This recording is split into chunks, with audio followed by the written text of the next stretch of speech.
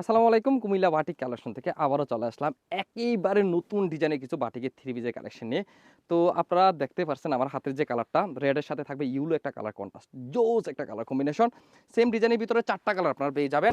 এই হচ্ছে একটা কালার, এটা থাকবে হচ্ছে আপনার একটা পার্পেলের সাথে হচ্ছে আপনার একটা ব্রাউন কালার কম্বিনেশন, এটা থাকবে হচ্ছে আপনার একটা পেস্টের সাথে থাকবে পার্পল কালার কম্বিনেশন। 3টা কালার, আরেকটা আছে নাকি না, আরেকটা কালার আছে, এই কালারটাও থাকবে হচ্ছে আপনার ব্লু এর সাথে কফি কালার কম্বিনেশন। আমি একটা থ্রি পিস আপনাদেরকে খুলে দেখাচ্ছি, রেডের সাথে ইউলোটা দেখাচ্ছি।